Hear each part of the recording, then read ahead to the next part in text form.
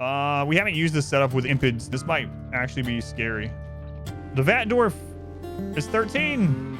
All right, this is our... They got tough. Melee blocker. This is our first ones that have grown all the way to adulthood just in the vat. So he ends up with no passions. Tough night owl teetotaler. Okay, what about the other one? No passions. Teetotaler again. That's rough. They will literally die without beer, so. And it doesn't look like it's overwritten.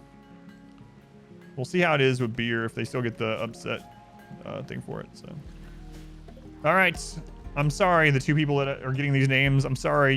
You've put your name in the queue. You've waited for so long, and you're gonna get some experimental Vat Dwarf that's not very good. I'll see who it is. Pops in.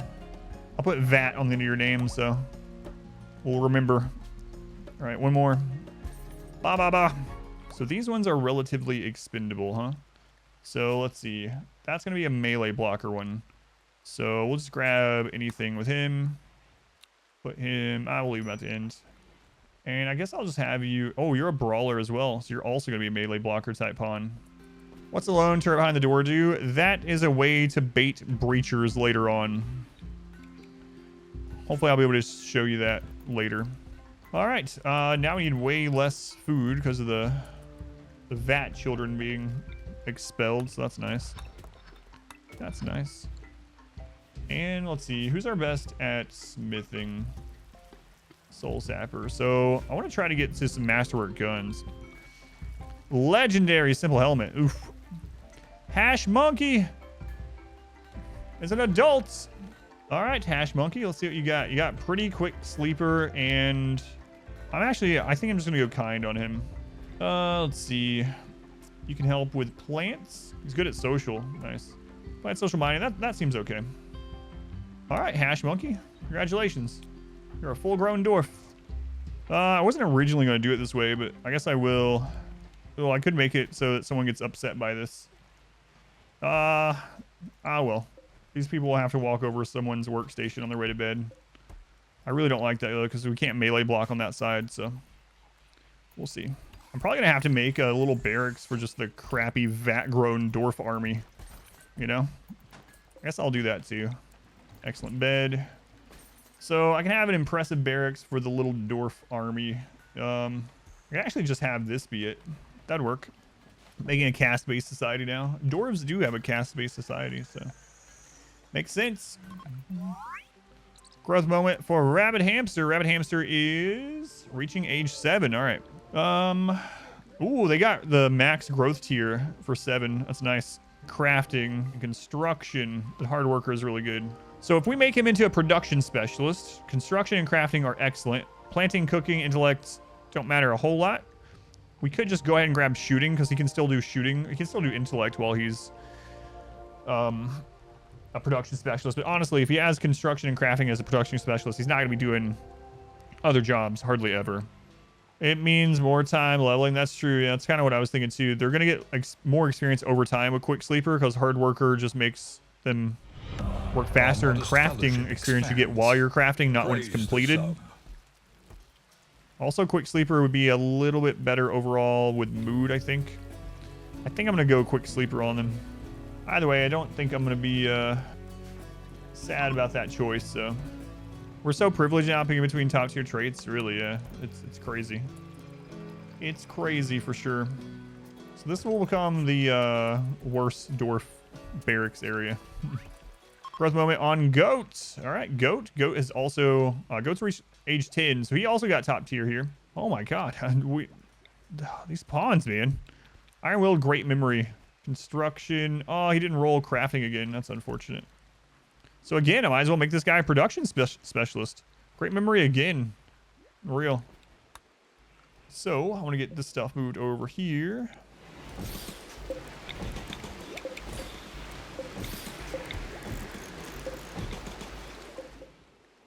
Advanced fabrication is done. Excellent. So we can get to where we make just our own detoxifier lungs. I can just put those in the people in the front line. So just don't have to worry about it anymore. We'll definitely do that at some point. Someone has summoned Skygod. Oh no, hopefully it's not like yesterday's Skygod. Let's see.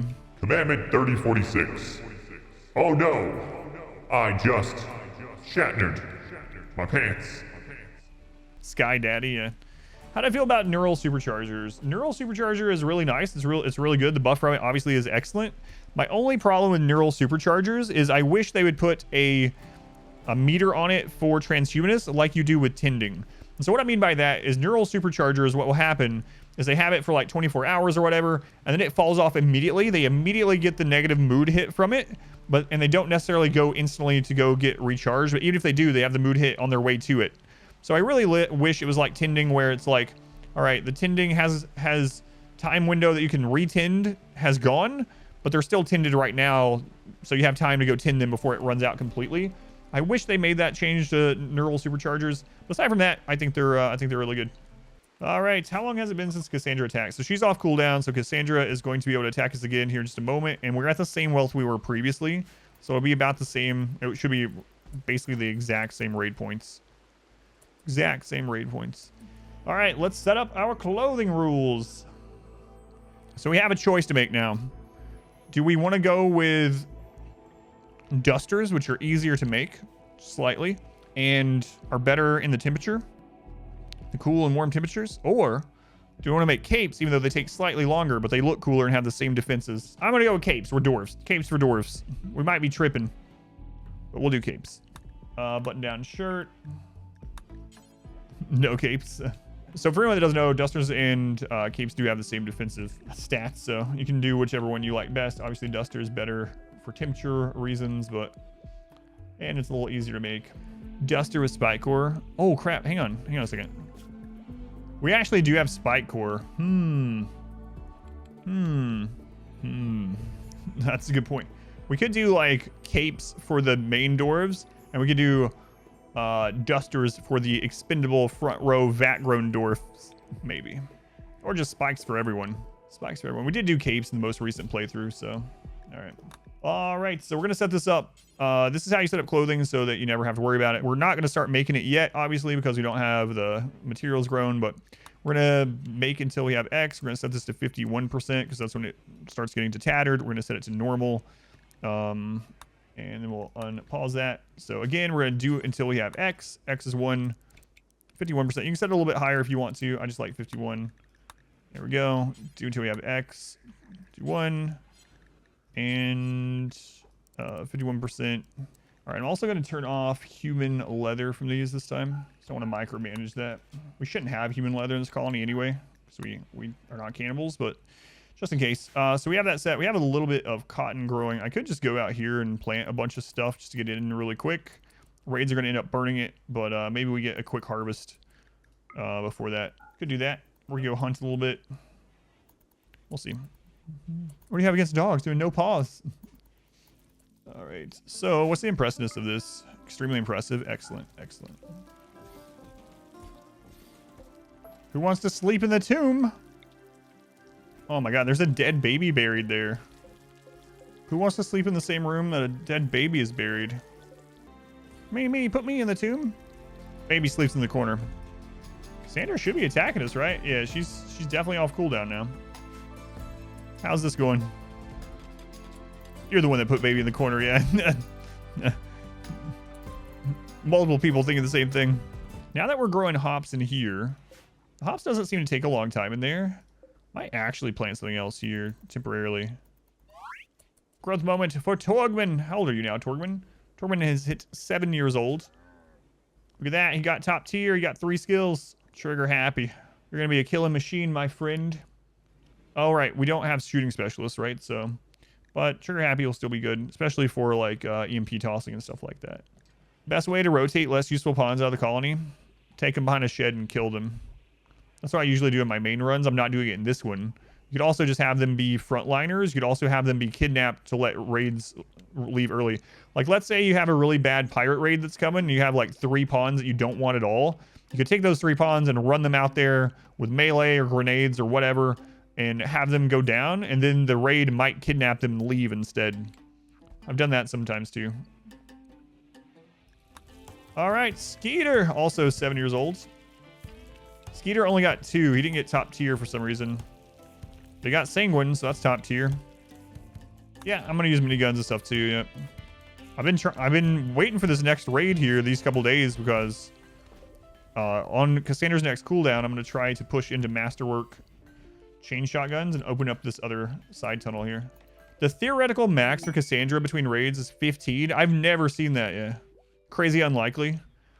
Yeah, for me, it's almost always 6 to 8 days.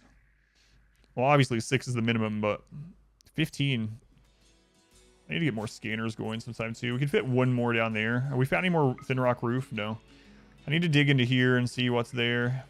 That's where our miniguns are gonna be. There we go. There's a raid. Attacking immediately. What kind is it? Oh, we're up to like 70. 70. All right, tribals. I think it's time for me to get the other side open. I think we have enough people now that we can do the double chain shotgun setup. Yeah, we absolutely can. 100%. Yeah, we got 70 people on the way yet. Oh, they're ET-keen. They're ET-keen. Uh-oh. We haven't used this setup with the ET-keen. This might actually be scary. I don't know if they can breathe fire from right there.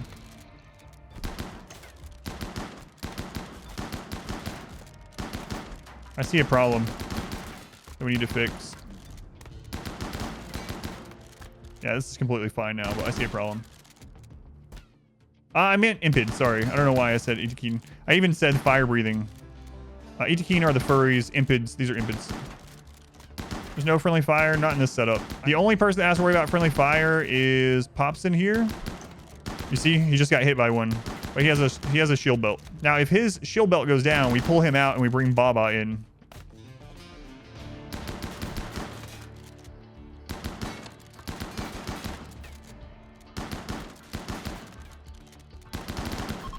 That's the chain shotgun tunnel.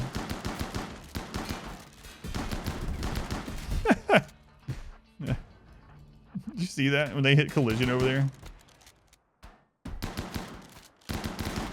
Where are they trying to leave from? What? Oh, they are doing that pathing. I said I was worried about that, and it is happening.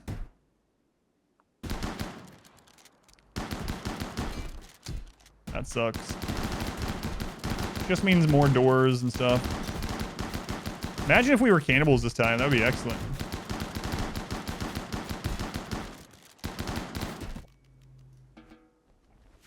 Well, that's annoying. Okay, we gotta get that repaired. That's the most important thing. How do you defend against mechs in the kill box? The same way. The only difference about the mechs Rainer is that I need to hold fire until centipedes get in melee range, and then I change it to allow us to attack. I think I'm actually gonna have to build another one of these since we hate corpses. Do you not use EMP grenades against mechs? It depends on what the raid is, if I use EMPs or not. Like, so the downside of the EMP is that it's going to take out our own shield belts, right? So it takes out our own shield belts, which can be a problem because of the middle friendly fire, and can also be a problem just in general if a mech is shooting from here. But there are some situations where it is worth doing. So if we are currently fighting scythers, for instance, or we are fighting like flame centipedes or something like that, I'd rather stun like a flame centipede or whatever, so we don't have that that problem. Same thing with some of the new mechs as well. So yeah, it really depends on what kind of mechs are coming, whether I decide to pick up the EMP grenades. See, we have EMP grenades here so that we can easily equip them if we need them. Yeah. So for anyone that was wondering why they ran over the top, why they stopped having collision, so I mentioned the pathing guide. But there's another thing here. So there's two things that are happening. So what happens when a raid breaks? When a raid breaks, they no longer have collision. You can't give them collision. I mean, unless you individually are in like melee combat with one of them or something. So when they no longer have collision, they can run across us, including over the top of our melee blockers. And the second thing that is occurring there is they are trying to find the fastest route out of the map. So they're trying to leave here. And so what happened there is the pathing for them, ignoring doors, the fastest area was going out this way. Now what's really weird though is the ones that were still back here decided to break through this door and then break through this one. That was definitely unexpected. Child doors hauling things. Looks like there is a stack of mushrooms wearing a hat just walking around. Heat wave. That's actually our first heat wave. So we'll have to see how it's impacting the mountain. We might have to change some things. Exotic goods ship. Let's see what they got. Get out of here, child. So I'm gonna sell about 50 beers. We're gonna get all the advanced components. Of course, this run that I'm doing no psycasting, we're getting offered things like far skip all the time, berserk pulses everywhere. Of course. I don't know how many runs where I'm like, please, can we just find berserk pulse? And we just never find it. All right, Cassandra could hit us again within a couple days, and then she'll go on cooldown. I could go ahead and start working on the masterwork stuff. We do have the second scanner up now, so I am going to put some more people on priority 4 research. And we might halt research a little bit while we get some scans built up. I also want to go ahead and start mining into this, but mining this first is more important.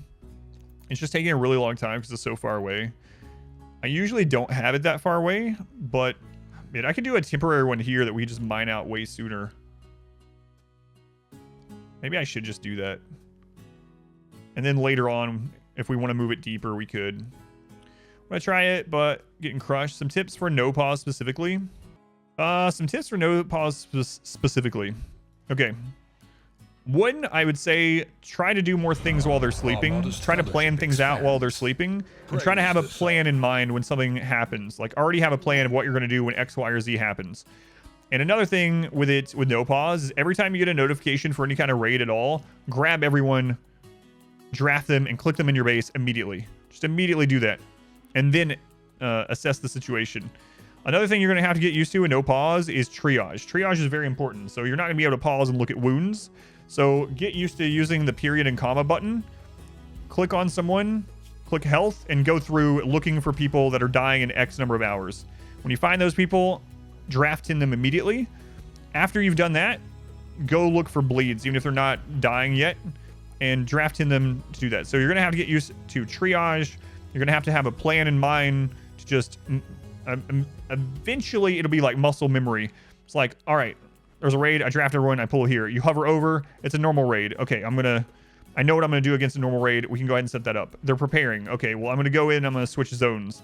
Remember to switch zones on everyone is also really important in a normal playthrough, even more so in no pause raids and stuff like that. Memorize your medics. Don't be afraid also to throw some people on doctoring just to staunch the flow of the blood. Like if you don't have a lot of great doctors, like this person here, they're a 4 in medical, but if I have 5 people bleeding to death, you better believe I'm going to switch them to priority 1. I'm going to draft in with them. Another thing that I do with the triage thing that I'll talk about is you don't need to tend to them until they're completely no longer bleeding or no longer dying. So you might have someone that's dead in 6 hours, someone that's dead in 3. Tend to the person, draft in at 3. Once a wound's healed, maybe they go up to dead in 8, and then you switch that person over to the other one that's still bleeding. And that's very important in a normal playthrough, but even more so in no pause because you don't have the time to check. So get it in your head like, all right, as soon as they tend this one and it's down this, I need to switch over. In fact, the very first time I switched to no pause, like almost 5 years ago, in the very first run, I had people bleed out that otherwise I would have saved 100% because I wasn't used to doing that like on the fly triage tending stuff. So that's a very important one too. It matters not from whence the blood flows. Which buttons? Period and comma. This is almost done. I want to stop giving them more things to do until we get this finished. How much wealth the colony has? Sure. I'm going to take a guess. Judging by what I think in the game, I think we're at about 118,000 wealth. 113. I was 2 off. Close. 113,000. 113,000 wealth. Man, I was almost dead on 115. So raids right now are about 70 tribals. That would probably be about 40 pirates.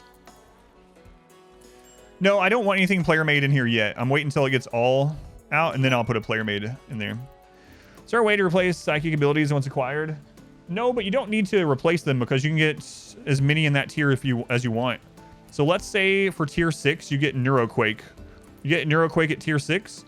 You can just go get a a Berserk Pulse Psy Trainer, and you can have both Neuroquake and Berserk Pulse on the same person. All right, so we're never gonna get back over here after this, after we set this up. So let's just get this done. All right, so we're finally almost done with this. Okay, so let's go ahead and go over here, and we're gonna make Incendiary Shells. Just make like 2. Actually, I think I'm gonna make 2 traps just to be safer. Usually don't do it this way, but should work. Should be fine.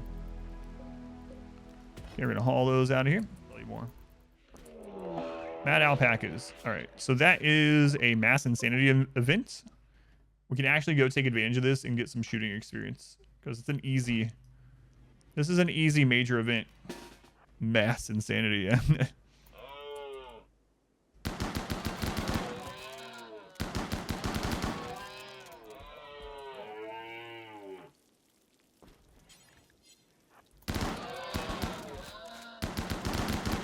Some people are still not great shots. It's probably the children.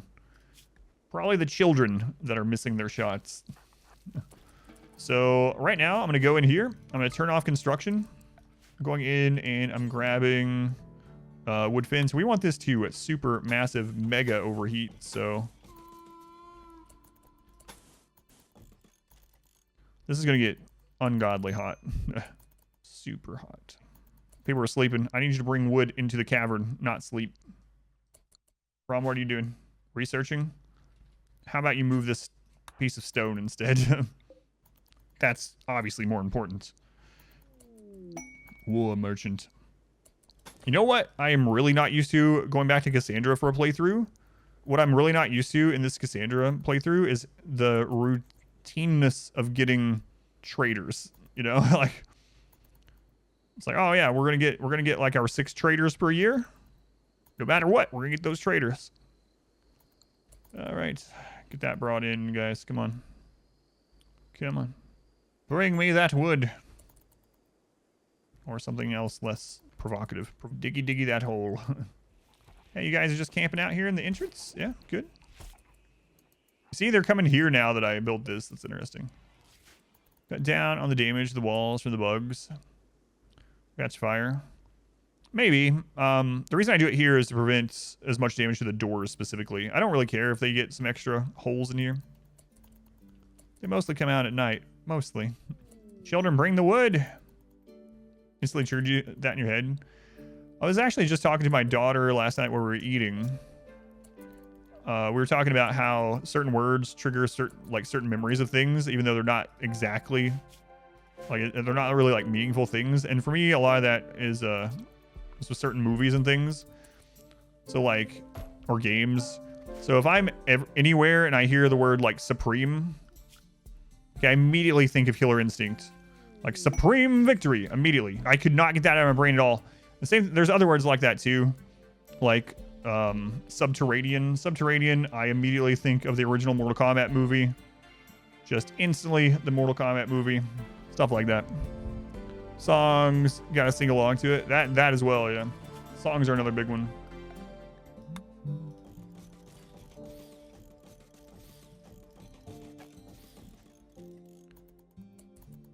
That's great. We'll just overkill it. We'll just overkill that. There we go. What's the purpose of the single stack of wood? A single stack of wood has the same HP as an entire stack of wood. So a single piece of wood burns the same temperature and length as an entire 75 stack. For anti-breach defense, what did you end up doing? For this one, we've recently discovered some information about breachers that's kind of interesting that I'm going to try in this one. I don't actually have my normal breach defense set up, but here's something interesting about breach raids right now. When a breach raid is approaching you, if you turn on a pathable turret, the non-breachers in the breach raid will actually path normally to get to the turret. So what that means, let's say you have a pirate breach and you have 5 people with grenades and 20 that have just other weapons, right? The 5 grenadiers will get here and start trying to go through the wall like normal, but the other people will see a path to a turret and be like, holy crap, we gotta destroy that turret. And they will pass through normally, but without collision. So I'm testing that in this run a little bit to see how I like that, or if I want to go back to just doing what I normally do. And we'll also have our like minigun crazy setup that I want to do in this one. But yeah, it's kind of interesting that you can bait the non-breacher enemies in a breach raid to where you want them by doing that. We're gonna test it out. We might die testing it, but so it basically becomes like a regular raid, only with a few rogue grenadiers, yeah, or with the mechs. You know, the termite will still try to breach. With tribals, the ones with breach axes are still going to try to breach. But other than that, yep. How do you find your weapons? Keep losing them when they are dropped in all the inventory shelves. So one thing I do with weapons that I want to keep track of is I will do a zone like this. You'll see me do this a lot in the games. And I will set this to the weapons that I want. So I'll do like, all right, I want my chain shotguns here, but I only want the ones that I'm using. So I only want excellent or better. And then I'll set this to critical, and shelves by default are important. So if I do that, no matter where the item is dropped, as long as someone can access it, they're going to come drop it off here, and then I'll see that. So I do this a lot in my playthroughs, where I'll just have a zone set up specifically for, like I said, chain shotgun, only excellent or better. On critical, shelves are at normal or at important, and so they'll come drop them here. So one problem about mushrooms is that the mushroom area has to be dark. And that is a little bit of a problem with infestation. All right, so how to infestation spawn? There's a lot of coding and math and bull crap that goes into it. But the short of it is, an infestation can spawn under Overhead Mountain if a player-owned structure is within, let's just say 30 tiles. I think it's like 32, but within 30 tiles. But there's some other weights to it. It tries to spawn somewhere that is dark. So having light somewhere 24/7 reduces the chance of an infestation in that area. So it tries to spawn somewhere that is dark. It also tries to spawn with the furthest pathing away from an open tile to the sky. So basically, if you have a Overhead Mountain bait room really far into the mountain, and it is the furthest away pathable area from roof, and you leave it dark, and it doesn't get too cold, it has to be, you want it to always be above -17 Celsius, but there's different breakpoints there. It is way more probable that it'll spawn here. It's not 100%. So even with this setup, you can get it to be like 99% that it will spawn the infestation where you want. But that 1% can still happen right in your friggin' barracks or something, right? But you're hedging your bets, and it's very likely to spawn there. Now, with our playthrough, unfortunately, since we are going full in mushroom, mushrooms need to grow in the dark. So having this huge mushroom farm in the dark right here, and it's very large, we are also probably still going to get some infestations hitting here, but it is more likely to spawn here. I don't think dirt impacts anymore. All the math and all that crap behind it and all the code stuff is in the Discord. I think it's in the guides channel. But those are the most important thing is Overhead Mountain, obviously, player-owned structure nearby. The furthest away from a non-roofed tile as you can get, and dark. Those are the biggest ones. How much mountain is on this map? Some of it's probably not solid. Some of it's probably fog of war. I would bet you that there's an opening here or here, and probably over here, but it's still a lot of mountain. Can I show the trick to find open mountain? Sure. There's an exploit to find open mountain. So click someone that has a melee weapon, draft them, click for them to attack. You see how it shows the melee weapon? That means oh, there we go. You see how it shows the melee weapon? That means there is something solid there to attack, probably more mountain. But if you see the X, the cancel, that means that's an open area. So this could be open to the sky. This could be an ancient danger. All we know is that it's open. So you can scan the mountain. Yep, see it's open there. Let's see. There's an opening right there. There's an opening. I was right. There's another opening. So you can do that without a mod. We got some furry coming in here. We got a cockroach with no pants on. Some pig guy. They want 58 beer. Children, 4-year-old child coming in needing beer.